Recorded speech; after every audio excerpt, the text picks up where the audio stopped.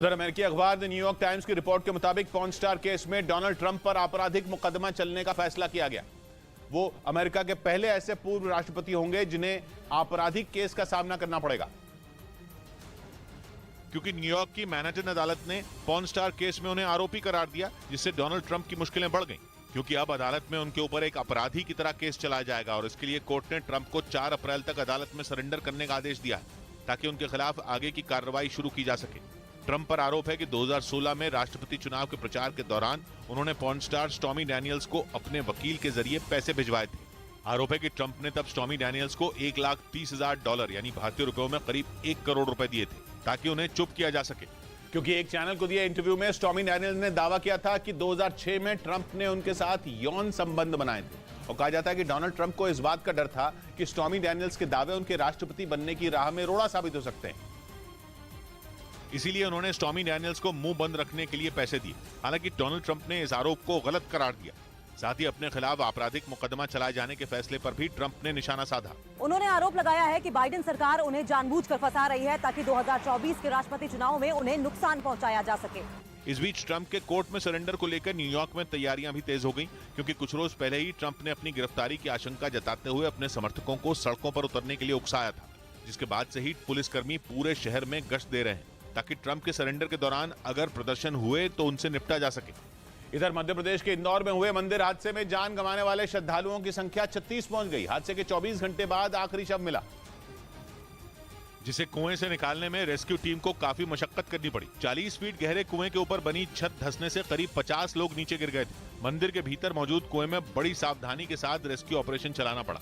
हादसे का शिकार हुए 16 लोग अस्पताल में भर्ती कराए गए। इस बीच दक्षिण कोरिया का दावा है कि उत्तर कोरिया में वीडियो शेयर करने पर भी कई लोगों को फांसी के फंदे पर लटका दिया गया। दक्षिण कोरिया के मुताबिक उत्तर कोरिया के शासक किम जोंग उन ने इसी तरह के कई दूसरे फरमान भी जारी किए, जिनके मुताबिक अगर उत्तर कोरिया में कोई भी वीडियो शेयर करते हुए पकड़ा गया तो उसे फांसी की सजा दी जाती है। यानी दक्षिण कोरिया का दावा है कि किम जोंग उन ने सोशल मीडिया पर वीडियो शेयर करने पर पूरी तरह से रोक लगा रखी है। यही नहीं, उत्तर कोरिया में लोग धार्मिक गतिविधियों के वीडियो भी शेयर नहीं कर सकते। इसके अलावा वहाँ नशीली दवाइयों को बेचने और खरीदने के आरोप में भी लोगों को सूली पर लटकाने का कानून है। दक्षिण कोरिया के मुताबिक उसे ये जानकारी उन लोगों से मिली जो पिछले 5 साल में उत्तर कोरिया से भागकर दक्षिण कोरिया की शरण में पहुंचे। इधर त्रिपुरा विधानसभा में पौन देखने के आरोप में विपक्ष ने बीजेपी विधायक पर कार्रवाई की मांग कर दी। उन्होंने बीजेपी विधायक जादव लाल नाथ की कड़ी आलोचना की और उनके खिलाफ कार्रवाई की मांग कर दी। उन्होंने विधानसभा स्पीकर से बीजेपी विधायक जादव लाल नाथ को 6 साल तक सस्पेंड करने की मांग की। Jadav Babu on moral ground he should resign. BJP विधायक जादव लाल नाथ का विधानसभा की कार्यवाही के दौरान मोबाइल चलाते हुए एक वीडियो वायरल हुआ। आरोप है कि उस वक्त वो मोबाइल पर पॉर्न देख रहे थे। उधर रूस के अखबार द मॉस्को टाइम्स ने दावा किया कि रूस के दोस्त आर्मेनिया ने ही पुतिन को बड़ी धमकी दे दी है कि अगर वो उसके देश आएंगे तो उन्हें गिरफ्तार कर लिया जाएगा, क्योंकि आर्मेनिया इंटरनेशनल क्रिमिनल कोर्ट का सदस्य बनने की कोशिश में जुटा है।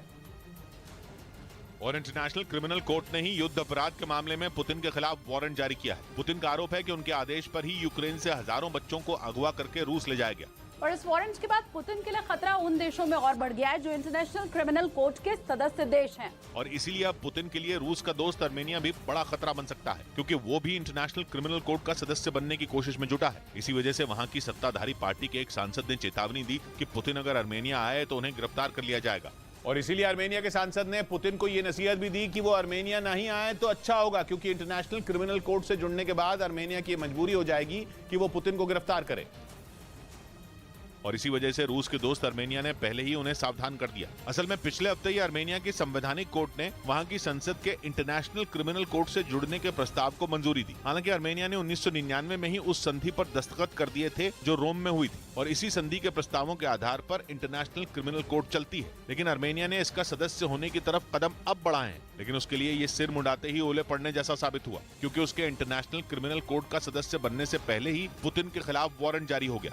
यानी पुतिन को युद्ध अपराधी बताते हुए उन पर एक ऐसा आरोप लगा जिसके बाद वो 123 देशों में गिरफ्तार किए जा सकते हैं, क्योंकि दुनिया के 123 देश इंटरनेशनल क्रिमिनल कोर्ट के सदस्य हैं और आर्मेनिया भी अब उसका सदस्य बन सकता है, जिसे लेकर रूस ने 2 रोज पहले सख्त नाराजगी भी जताई। तब पश्चिमी मीडिया ने दावा किया था कि रूस ने आर्मेनिया को इंटरनेशनल क्रिमिनल कोर्ट से दूर रहने की धमकी दी, क्योंकि रूस और आर्मेनिया दोस्त हैं। आर्मेनिया में रूस ने अपनी सेना के बेस बना रखे हैं। इसके साथ ही वो रूस की अगुवाई वाले सैन्य गठबंधन CSTO यानी कलेक्टिव सिक्योरिटी ट्रीटी ऑर्गेनाइजेशन में भी शामिल है। और कहा जा रहा है कि पुतिन आने वाले वक्त में आर्मेनिया का दौरा कर सकते हैं। लेकिन अब आर्मेनिया खुलकर ये कह रहा है कि पुतिन उसके यहाँ गिरफ्तार भी हो सकते हैं। माना जा रहा है कि आर्मेनिया के सांसद की इस चेतावनी के बाद पुतिन का गुस्सा आर्मेनिया पर भी फूट सकता है।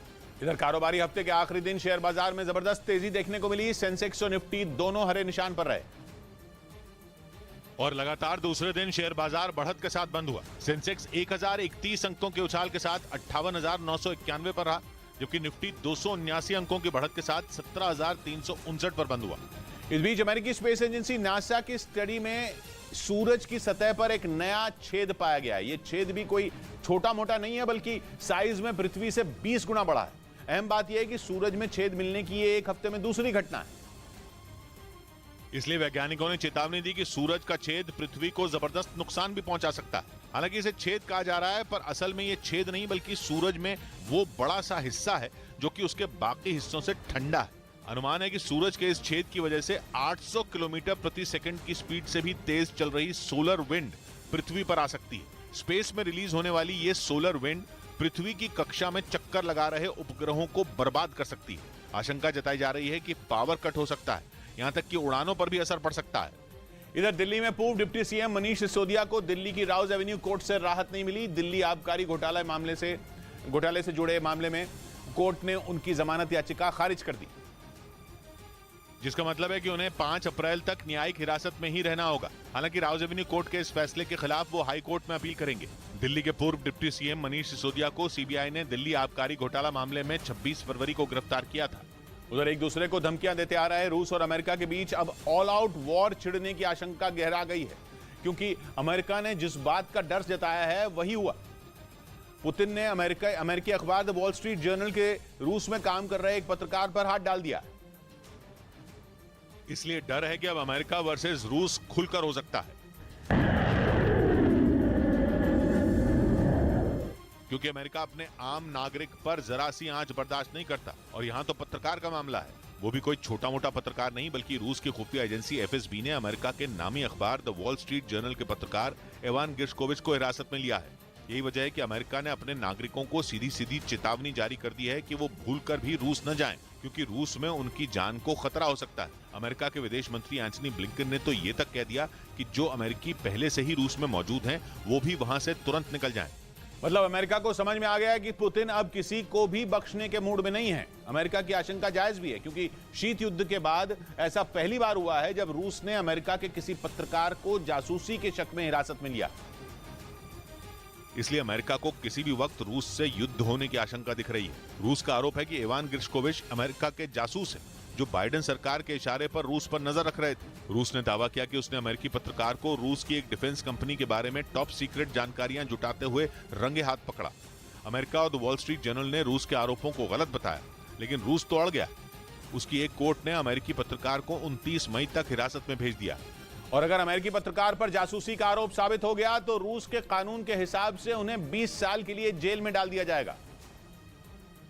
इसलिए अमेरिका आरोप लगा रहा है कि पुतिन उसके साथ ब्लैकमेलिंग का खेल खेलने में लग गए हैं। उसका मानना है कि यूक्रेन की मदद करने की वजह से पुतिन अमेरिका से बदला निकाल रहे हैं, क्योंकि जब रूस अमेरिका से सीधे सीधे भिड़ नहीं पाया तो वो अब उसके पत्रकार को हिरासत में लेकर बाइडेन प्रशासन पर दबाव बनाने की कोशिश कर रहा है। इधर बिहार में बिजली के दाम बढ़ाने से नीतीश सरकार ने इनकार कर दिया। हाल ही में BERC यानी बिहार इलेक्ट्रिसिटी रेगुलेटरी कमीशन ने बिजली कंपनियों को 24% दाम बढ़ाने की मंजूरी दी थी। लेकिन अब बिहार सरकार ने फैसला लिया कि बिजली दरों में बढ़ोतरी नहीं होगी। एक टैरिफ होना चाहिए, वन नेशन वन टैरिफ। क्यों? नीतीश सरकार ने बिजली बिल में सब्सिडी देने के लिए अलग से 13,114 करोड़ देने का ऐलान किया।